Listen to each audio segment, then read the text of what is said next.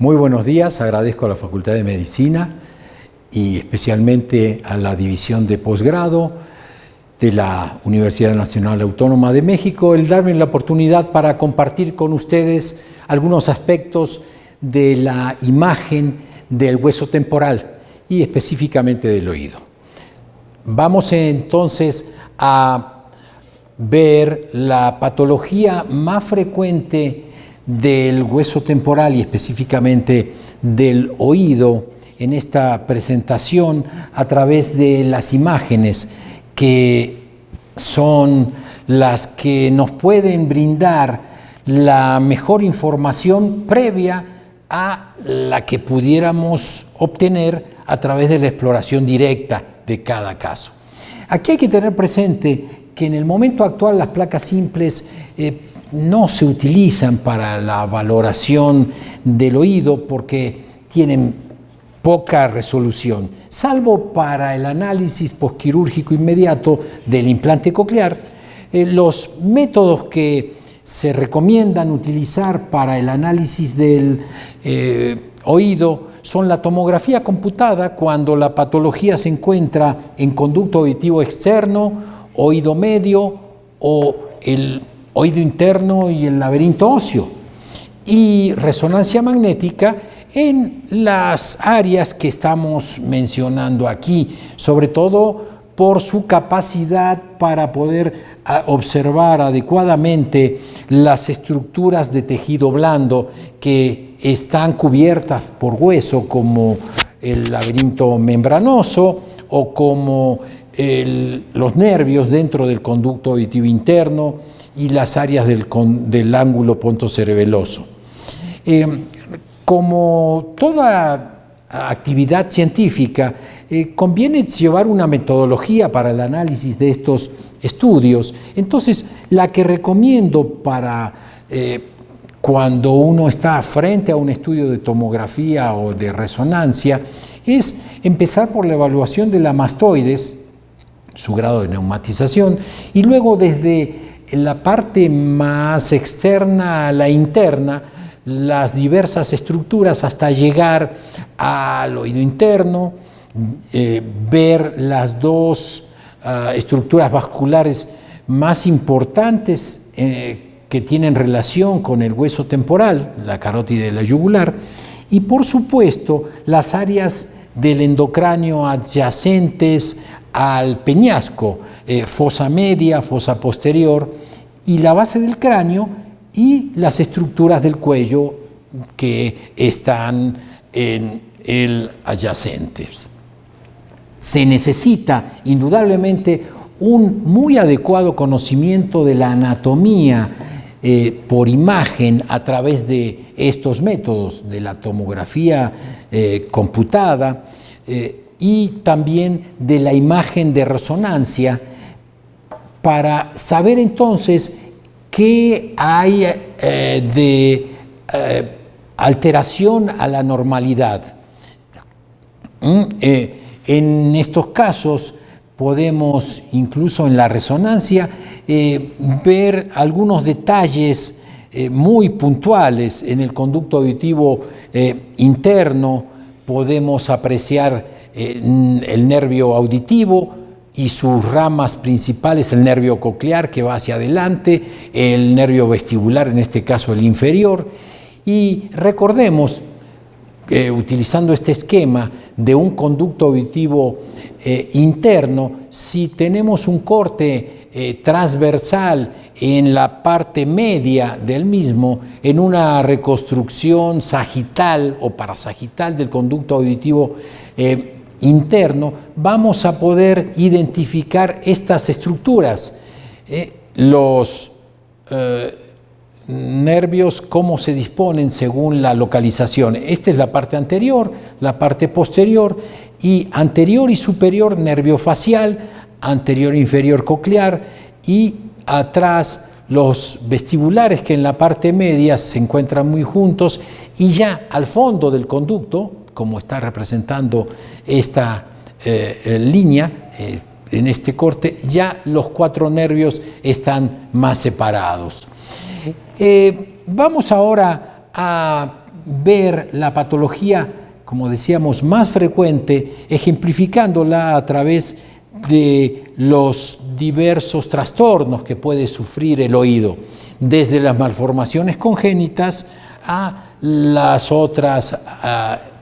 alteraciones. En cuanto a las malformaciones congénitas, hay que tener presente que por el origen diferente del conducto auditivo externo, oído externo, oído medio, que provienen del primero y segundo arcos braquiales, las malformaciones de este muy pocas veces están combinadas con alteraciones del oído interno, de tal forma que en términos generales, cuando nos encontramos con un paciente con microtia, ¿no?, con una alteración del pabellón auricular, tenemos que sospechar altamente de que existe una alteración del conducto auditivo externo y del oído medio, como por ejemplo vemos en este caso, donde falta el conducto auditivo externo que tendría que estar en esta posición. Veamos aquí la referencia de la cavidad glenoidea de la articulación temporomandibular en este corte axial, y por detrás de él, a esta altura, tendría que estar el conducto auditivo externo. En un corte coronal donde podemos identificar la ventana oval y la morfología típica del oído interno, y utilizamos la referencia del oído interno porque son muchas menos las alteraciones del conducto auditivo externo que la del, la del interno que la del externo, que entonces nos permite saber las estructuras del oído externo que tendrían que estar adyacentes a la zona de la ventana oval, y aquí debiera estar entonces el conducto auditivo externo en una atresia. En estos casos de pacientes con microtia atresia hay que analizar todas estas estructuras, a ver si están presentes, si tienen el tamaño adecuado, si tienen la posición normal, y sobre todo el trayecto del nervio facial, que muy frecuentemente está alterado en estos casos y que pueden aumentar el riesgo al momento de la cirugía. Recomendamos que se haga también un análisis sistematizado a través de esta propuesta de pronóstico funcional y de riesgo que hemos publicado, y entonces se le da un punto a cada una de estas estructuras cuando están en su posición o su forma normal, y contrariamente, si no se encuentran, se le darán puntos, se le quitarán puntos, de tal forma que se pueden elegir a los mejores candidatos, porque van a tener un excelente entonces pronóstico de recuperar la audición y un menor riesgo de complicaciones de esa cirugía. Aquí vemos el ejemplo de otra de las situaciones que nos podemos encontrar en estos pacientes con microtia, que es tener una estenosis del conducto auditivo externo. En este caso hablamos de estenosis cuando el conducto auditivo externo mide 4 milímetros o menos de diámetro transversal. Y habrá que también analizar cada una de las estructuras. Veamos en este caso martillo y yunque adheridos a la placa trésica en una anormalidad menor en este caso. Cuando hablamos de las malformaciones del oído interno, vamos a utilizar otro tipo de clasificación. La que se utiliza en la literatura actual es aquella propuesta por Jackler y Luxford, donde se evitan los nombres propios, y entonces, basado en la embriogénesis, se puede relacionar la alteración del desarrollo del oído interno conforme se detuvo su desarrollo. Y entonces nos podemos encontrar con situaciones de mayor gravedad, como por ejemplo la ausencia de la cóclea o aún la ausencia de un laberinto, que según los estudios realizados por Jackler tienen más o menos esta frecuencia de presentación cuando hablamos de pacientes con malformación de oído interno. Veamos aquí el ejemplo de un caso de aplasia coclear donde solamente se ha desarrollado una cavidad común, esta imagen conocida como enfermedad de Mitchell o alteración de Mitchell, y que en la clasificación de Jacquler se le llama de esa manera. Otra de las alteraciones que nos podemos encontrar es en el análisis de los pacientes con un grado muy acentuado de sordera y sobre todo en el análisis de candidatos probables para el implante coclear con este tipo de alteraciones, donde tenemos laberinto posterior, más o menos en forma adecuada, conducto auditivo interno normal, pero la cóclea no tiene las 2 vueltas y media que son las normales en ellas, ¿no? Entonces aquí hablamos de una cóclea vacía o de cavidad común coclear y puede ser entonces beneficiado con la recuperación de la audición a través del implante coclear. Otras alteraciones en cuanto al defecto de partición coclear es cuando nos encontramos que falta la diferenciación entre la vuelta intermedia y la vuelta apical en el oído, digamos, el axial y el coronal de un caso que es llamado también malformación de Mondini. En la imagen de resonancia tenemos también muy buen detalle para poder ver estas alteraciones y sobre todo veamos si lo comparamos con un oído normal donde se ve la imagen en trébol que tiene la cóclea normal a diferencia de la cóclea alterada. Para este tipo de alteración recomiendo que se utilice la clasificación de Cenaroglu, donde está perfectamente señalizado qué otras alteraciones asociadas a los defectos de partición de la cóclea nos podemos encontrar en ese tipo de pacientes. También puede suceder que el conducto auditivo interno esté estenosado. Cuando hablamos de estenosis, cuando mide 2 milímetros de diámetro transversal o menor. Y entonces puede ocurrir, suele ocurrir con mucha frecuencia, que en ese conducto auditivo interno estenosado solamente esté presente el nervio facial, como vemos en este caso de un niño que iba a ser implantado, o sea, estaba en la fase de análisis para las posibilidades del implante. Indudablemente aquí no se puede utilizar esta metodología debido a que no hay nervio coclear para estimularlo. Ya que estamos hablando del implante coclear, recordemos que es de fundamental importancia que la cóclea esté permeable. Y vean aquí en este oído, los cortes axiales, los coronales, donde debiéramos ver la cóclea, las 2 vueltas y media de la cóclea, que casi se ven como imágenes fantasmas debido a que una laberintitis osificante ha bloqueado, ha cerrado el laberinto membranoso. Esas son las imágenes que debíamos haber encontrado en una cóclea normal. Recordemos que las cócleas obliteradas, producto del laberintitis osificante, las podemos encontrar en estas otras alteraciones. La meningitis bacteriana es el ejemplo en el que mostrábamos recién en la transparencia anterior, pero hay otras alteraciones que pueden causar también este tipo de alteraciones y entonces los pacientes no pueden ser candidatos para la implantación coclear y lo que les permite, si pudieran ser insertados con este dispositivo, recuperar o tener una ganancia tal que les permite desarrollar el lenguaje.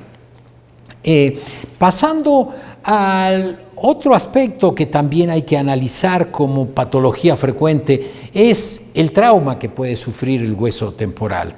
Recordemos que la mejor forma de analizarlos es utilizar esta clasificación. Eastman, Friedland la publicaron en el 2004, donde hablan fundamentalmente de dos situaciones: aquellas fracturas que afectan la cápsula óptica como las capsulares, y entonces están alterando el oído interno y el conducto auditivo interno, y esto desde el punto de vista pronóstico ya significa algo muy clave, muy característico, que es la pérdida de la audición de manera sensorineural, o sea, una alteración profunda, contra aquellas otras fracturas que no afectan la cápsula óptica, las que entonces llamamos extracapsulares, que pueden estar alterando la morfología de la mastoides, del oído medio, del conducto auditivo externo, pero que pueden tener alteraciones de la audición, pero en menor grado, ya que van a alterar solamente la transmisión. Veamos aquí un ejemplo de una fractura que afecta a la cápsula óptica. Vean la línea de fractura que estamos viendo y las distintas estructuras alteradas, por lo menos en este caso, en esta fractura que antes mencionábamos como transversal, y que en términos generales podemos decir que las transversales ahora son en la nueva clasificación las capsulares, y pueden alterar muy frecuentemente el recorrido del nervio facial y la función del mismo. Por ejemplo, aquí vemos en la fractura que nos señala esta flecha, la comparamos con este esquema donde podemos ver el nervio facial, el recorrido que hace en un corte axial y en un oído normal, cómo se altera en una fractura este recorrido del acueducto de Falopio. A diferencia de las fracturas capsulares, que como decíamos pueden alterar oído medio, pueden alterar conducto auditivo externo y la cadena osicular. Vean, el martillo está desplazado, está verticalizado, y por supuesto esta es una tomografía en el momento agudo del trauma, y en el que observamos la mastoides y el oído medio ocupado por hemoseno. También aquí nos podemos encontrar en el trauma directo sobre el oído, o sea, aquellas que llamábamos en la clasificación anterior como las longitudinales, que solamente se haya luxado la articulación del martillo con el yunque, y veamos que está discontinuo, están desarticulados en este corte lateral o sagital. Si lo comparamos con un corte normal, veamos la relación normal que existe entre el martillo y el yunque, simulando algo así como una muela que aquí vemos desplazada, y entonces nos indica muy bien el grado de luxación que existe.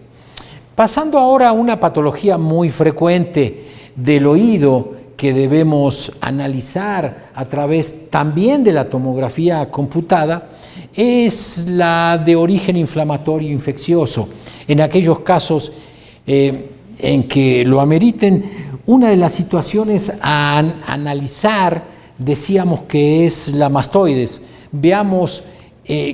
cómo podemos analizar la evolución de esa mastoides, desde aquellos casos de esos sujetos que han tenido una función tubárica adecuada en toda su vida, donde vamos a considerar una mastoides con múltiples celdillas a manera de un panal de tabiques muy delgados, y a diferencia de aquellas mastoides que han sufrido alteraciones inflamatorias muy severas, donde la neosteogénesis, o sea, la actividad inflamatoria sobre el mucoperiósteo y las trabéculas hace que se genere una actividad de producción de hueso, y entonces llamaremos mastoides esclerosa, o aquellos casos intermedios donde nos encontramos que no ha habido desarrollo y entonces el hueso está como el díploe de los otros huesos del cráneo. Vean, la mastoides con una densidad semejante. Ahora bien, una situación es hablar de desarrollo y otra es hablar si esa cantidad de celdillas está libre, entonces llamamos una mastoides aereada, a diferencia de una mastoides bien desarrollada pero ocupada, que esto nos puede suceder en aquellos casos de alteraciones agudas de la función de la trompa de Eustaquio, por ejemplo, la otomastoiditis serosa. Cuando nos encontramos con un oído medio ocupado, debemos, a través del método de imagen y específicamente de la tomografía computada, establecer qué es lo que lo está ocupando. En sí, la discriminación entre las calidades de tejido es poco posible y entonces tenemos que recurrir no solo a encontrar un oído ocupado, sino si hay algún grado de desplazamiento de la cadena, si hay remodelación o erosión o incluso dehiscencias óseas en los huesos que limitan el oído medio y en la cadena osicular. Por ejemplo, en este caso,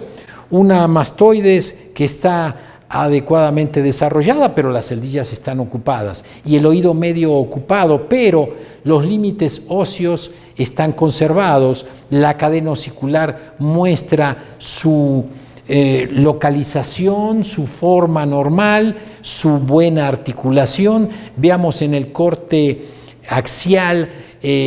donde estamos empezando a ver el epitímpano, la imagen típica del barquillo con el helado, que nos representa a un yunque de morfología y localización normal, con la relación del martillo también en forma normal. Esto nos encontramos en las otomastoiditis o en las otitis secretoras. Cuando ya hay alteraciones en el desarrollo neumático, ya una mastoides esclerosa, pero el oído medio ocupado, debemos buscar si hay alteraciones de las paredes. En este caso no la hay, en este caso la cadena osicular también tiene su forma normal, y aquí debemos de considerar la posibilidad que estemos frente a una otitis media crónica simple. Veamos una variante del caso anterior, también una mastoides ebúrnea o, como decíamos, esclerosada, que son sinónimos, pero aquí en estos cortes coronales nos muestra que la membrana timpánica está retraída y el oído medio ocupado, sin destrucción, y entonces esto es una complicación de la otitis media, ¿no? La otitis media crónica adhesiva, que nos da bastante seguridad para determinar que en estos oídos es muy poco probable que exista colesteatoma. Otra situación que nos podemos encontrar en el paciente con otitis media crónica de larga evolución es la tímpanoesclerosis. Esto significa que en el tejido blando que está ocupando el oído medio, el tejido de granulación, se vayan depositando sales de calcio, y entonces nos encontramos todas estas imágenes que nos están sobrando en la reconstrucción, en la representación de estos oídos. Vemos cadena y estas bridas, verdaderas adherencias de la cadena a las paredes del oído medio, como señalamos aquí. Ahora nos estamos enfrentando, bueno, a la ocupación del oído medio. Son dos pacientes distintos en cortes coronales, cada uno de ellos. En este caso, el otoscopio podría mostrar un pólipo, y detrás de un pólipo siempre hay que buscar un colesteatoma. Y aquí esto nos está mostrando de que este tejido localizado en el epitímpano, adyacente y rodeando el espolón, que tiene una forma aguda, una forma conservada, y adyacente al yunque, esto debemos de considerarlo como colesteatoma, aunque todavía no ha producido ninguna alteración morfológica, a diferencia de este otro colesteatoma, también pequeño, pero ya ha producido cambios en la pared lateral del ático. Ya no existe el espolón que veíamos en el otro oído y ya el martillo está desplazado. Ahí las alteraciones productos del colesteatoma, que en esta imagen, en este croquis del doctor Eleta, podemos nosotros tener una idea de cómo se puede comportar en los cortes coronales el colesteatoma, produciendo distintos tipos de desplazamiento o de erosiones en las distintas partes de acuerdo a su tamaño del colesteatoma, sobre todo el colesteatoma epitimpánico, que es el más frecuente, hablando del colesteatoma secundario a la otitis media crónica, que es la situación más frecuente en estos casos. Vemos una mastoides que tiene poca neumatización, las celdillas están ocupadas, también el oído medio está ocupado en todos estos cortes axiales. Debiéramos ya encontrarnos con la imagen del barquillo con helado, o sea, de la cadena osicular normal, y solamente vemos restos. Esto nos está indicando que aquí hay una erosión sistematizada de acuerdo a las que puede ocasionar el colesteatoma. Y lo que estamos marcando en esta imagen sobrepuesta, que es de un oído normal, es el contorno de la pared lateral del ático, que además nos muestra que en este oído afectado hay una erosión de la zona del aditus adantrum. La imagen que normalmente vemos como en forma de reloj de arena, aquí la erosión que ha producido el colesteatoma, no solo destruyendo la cadena, sino también la pared lateral del ático, ha cambiado la forma, y entonces podemos hacer el diagnóstico de esta enfermedad, otitis media crónica, ya con colesteatoma. Estos cortes coronales del mismo paciente de las imágenes anteriores nos muestra cómo podemos encontrarnos entonces los signos de colesteatoma en las imágenes coronales. Ya no está la cabeza del martillo, la pared lateral del ático está ampliada por la erosión que ha causado el colesteatoma, el espolón ya no está, queda parte de él en la parte más posterior, yunque estribo falta, y veamos que esta imagen del espolón es la que tendríamos que encontrarnos aquí, y nos falta entonces la pared lateral. Veamos otros oídos afectados por colesteatoma en un grado diferente, aquí con una significación que el colesteatoma, como vemos en el croquis, ha erosionado ya la cápsula óptica y entonces ha provocado una fístula perilinfática, y también la cavidad que ha producido la llamamos automastoidectomía, producto de la otitis media crónica con colesteatoma. En algunas circunstancias nos encontramos con los defectos que ha producido el colesteatoma, ¿no? Veamos en estos cortes coronales, donde nos falta la cadena osicular, nos falta la pared lateral del ático, nos falta la morfología típica del espolón, pero no hay a quién atribuírselo, o sea, no está el colesteatoma. En estos casos que por alguna situación se ha dado algunas veces por una limpieza un tanto profunda del oído medio o en otras en forma espontánea, nos podemos encontrar entonces con estos hallazgos,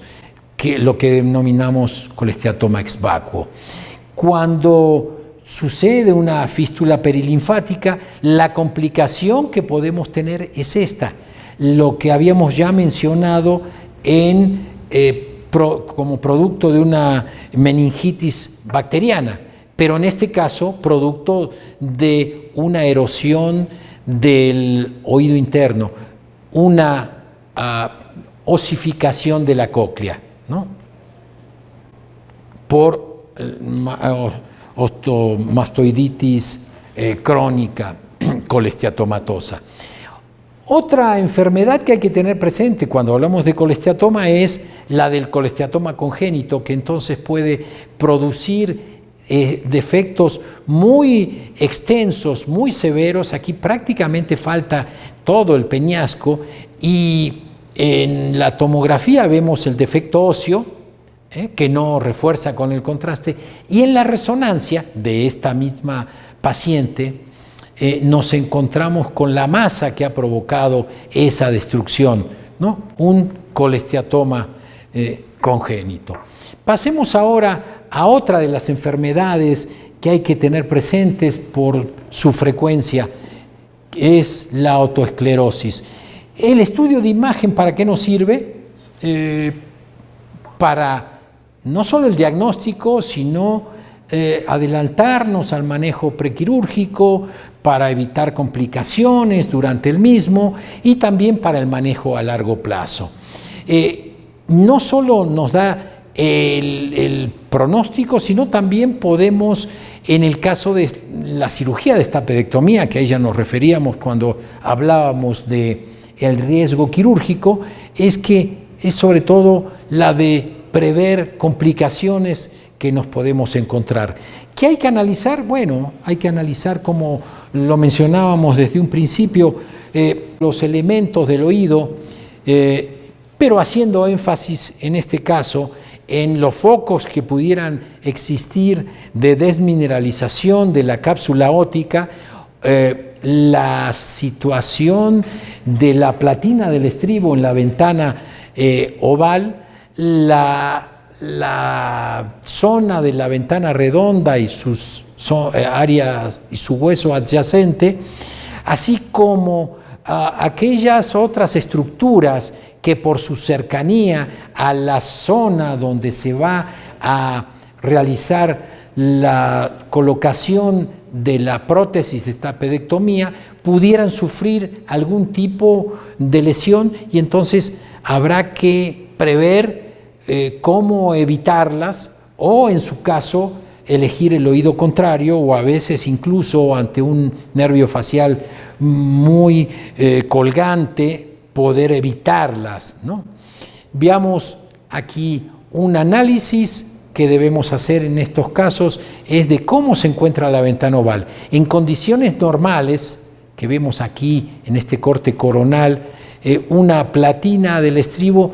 que es una estructura que no tiene calcio, entonces la debemos encontrar así permeable. Cuando la encontramos con una densidad de calcio, nos está hablando de algún grado de otoesclerosis.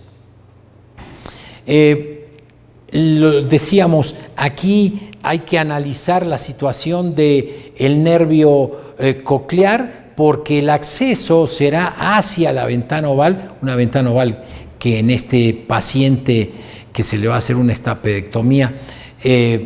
está libre, pero veamos aquí un nervio facial en la porción timpánica que es procidente, entonces obstaculiza un buen abordaje de la zona de la platina del estribo donde se colocará la prótesis, como está analizando en cada uno de estos casos. Cuando analizamos estos estudios de tomografía de los pacientes, uno de los datos cuando el estudio audiológico nos está señalando que y los estudios de los antecedentes del paciente nos indican una autoesclerosis que habitualmente desde el punto de vista de la clínica y del estudio de gabinete es muy característico. El estudio de imagen debe apuntar entonces a ver el grado de afectación o no de la cápsula óptica, porque nos está prediciendo las posibles alteraciones de la audición desde el punto de vista neurosensorial. Y entonces una de ellas es encontrarnos focos de desmineralización en la zona de la fístula antefenestra, un tipo de tejido muy característico que está inmediatamente por delante de la ventana oval y, como vemos aquí, tiene una densidad, en este caso, en esta alteración, menor al resto de la cápsula óptica, cuando debiera ser de la misma densidad. Esta zona hay que recordar que ha sido estudiada especialmente porque se pueden encontrar los cambios más tempranos por su origen, ¿no?, en estas áreas. Cuando analizamos a estos pacientes es bueno para uniformar criterios y para normar conductas, utilizar algún tipo de clasificación de la otoesclerosis. Proponemos la de Simon y Fanning porque es una clasificación bastante sencilla, como pueden ver, y en estos casos, con o sin participación de la ventana oval, estos son los grados que nos podemos encontrar. Veamos aquí una cápsula óptica desmineralizada alrededor de la vuelta basal, de la vuelta intermedia, como en este otro caso también las áreas de desmineralización, y en casos más severos nos encontramos con el signo del doble anillo, ¿no? Aquí vemos la cóclea normal, que la podríamos graficar ahí, y las áreas de desmineralización alrededor de la cóclea, haciendo realmente esta imagen, que por eso se le llama en doble anillo, porque tiene más vueltas, pero son por la desmineralización. Y si el paciente se piensa que puede ser candidato a implante coclear, es mandatario hacer una resonancia magnética. Esta es la resonancia del paciente anterior, donde nos muestra que hay alteraciones en la permeabilidad debido al tejido fibroso que se encuentra en esas áreas. Ahora, ya para terminar, vamos a ver algunos aspectos de los tumores que pueden afectar el oído. Y aquí tenemos que tener presente que no todos los tumores son neoplasias, pero cuando hablamos del término genérico de tumores, entonces debemos de considerar aquella patología tumoral no neoplásica y también la neoplásica. ¿Qué nos encontramos con más frecuencia? Una de las que hay que hacer hincapié es aquella que afecta al nervio vestibular en el conducto auditivo interno, y cuando crece más se puede extender a la cisterna del ángulo pontocerebeloso, como vemos en esta secuencia T1 de alta resolución llamada CIS, o en esta otra T2 de alta resolución, T1 con contraste, y estas lesiones de las que estamos hablando tienen un realce acentuado. Vemos aquí otro ejemplo, en este caso en el oído izquierdo, también en la cisterna, pero en el conducto auditivo interno, y nos estamos refiriendo al schwannoma vestibular, también conocido como neurinoma del acústico, pero que, como sabemos, afecta mucho más frecuentemente a alguno de los nervios vestibulares y que tiene una morfología muy característica en forma de bombilla, donde la parte del socket es la del conducto auditivo interno. Recordemos la frecuencia de las lesiones que afectan al conducto auditivo interno y la cisterna del ángulo pontocerebelloso, y en estas dos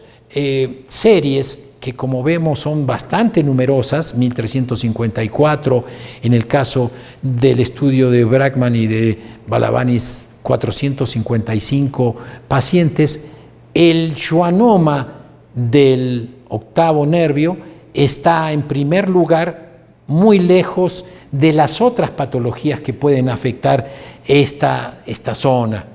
Y lo sigue, pero muy lejos, el meningioma. Veamos aquí un schwannoma mucho más pequeño, intracanalicular, que como vemos es algo un poco más difícil de localizar, pero con medio de contraste en un T1 lo podemos ver cómo realza, a diferencia del lado opuesto, donde vemos los nervios sin realce. Y en T2 de alta resolución, ahí nos muestra la imagen nodular. Cuando nos encontramos a nervios que afectan ambos conductos auditivos internos, entonces estamos frente al cuadro de neurofibromatosis tipo 2, que recordemos que hay que estarla rastreando cuando hay antecedentes familiares desde tempranas edades. Los autores proponen que se hagan resonancias desde los 7 o 10 años en ese tipo de pacientes que tienen antecedentes familiares de la enfermedad, para poder localizarlos y no dejar que crezcan tanto, y entonces su tratamiento va a ser mucho más grave. El otro tumor que, como decíamos,